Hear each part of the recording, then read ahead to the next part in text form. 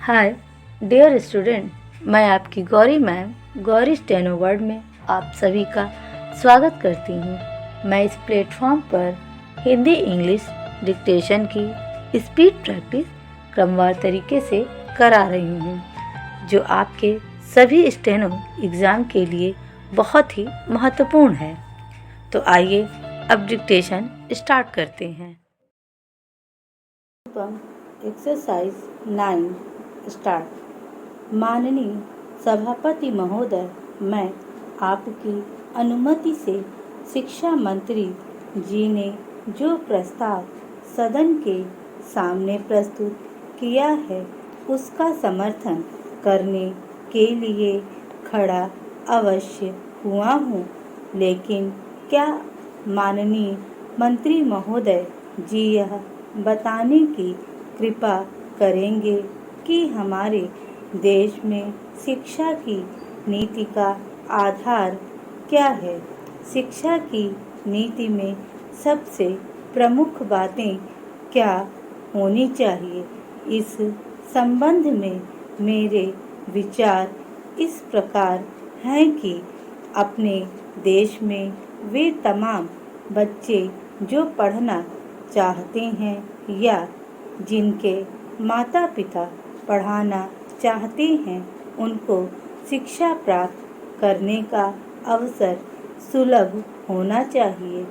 दूसरी बात यह है कि हमारे देश के गरीब लोगों के लिए शिक्षा सस्ती होनी चाहिए।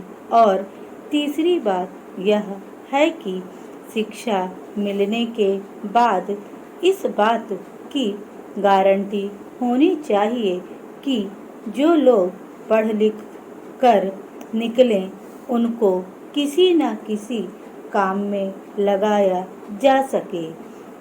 मेरा आशय यह है कि शिक्षा नीति को इन 3 कसौटियों को ध्यान में रखकर व्यवहार में लाया जाना चाहिए।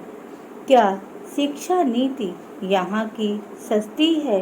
क्या सभी को सुलभ है? क्या वह रोजगार तलब है?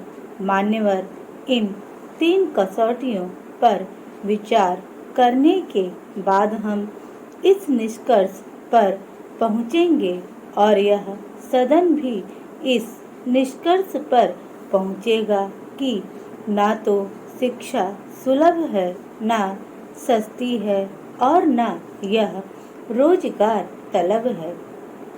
आज शिक्षा के अंदर भी वर्ग बने हुए हैं। क्या शिक्षा हाई क्लास के लोगों के लिए है, जो कि उन लोगों को पब्लिक स्कूलों के माध्यम से दी जाती है और वहाँ पर जो बच्चे पढ़ते हैं उन पर कई 100 रुपए प्रति माह व्यय होता है। दूसरी शिक्षा कॉमन विद्यार्थियों के लिए है, साधारण विद्यार्थियों के लिए है। साधारण विद्यार्थियों का अर्थ है गांवों के गरीब बच्चे, जहां स्कूल में टाट पट्टी भी नहीं है तथा बैठने के लिए भवन भी नहीं है, वहां पर किताब भी नहीं है, जहां पर ब्लैक बोर्ड भी नहीं है। इसके अतिरिक्त इसमें से कुछ ऐसे स्कूल भी हैं जहां यदि जगह है तो वहां मास्टर नहीं है। इस प्रकार यहाँ शिक्षा की यह दशा कर दी गई है। एक शिक्षा उच्च वर्ग के बच्चों के लिए है तथा एक शिक्षा साधारण वर्ग के लोगों के लिए है। इस तरह शिक्षा के क्षेत्र में हमारे देश और प्रदेश में जो अन्याय हो रहा है, यह बात हमारे सामने कई वर्षों से चली आ रही है। कुछ दिनों से यह चर्चा सदन में हो रही थी कि शिक्षा इस तरह निर्धारित की जाए कि उसमें एक समानता लाई जाए और उसके लिए एक पाठ्यक्रम निर्धारित किया जाए।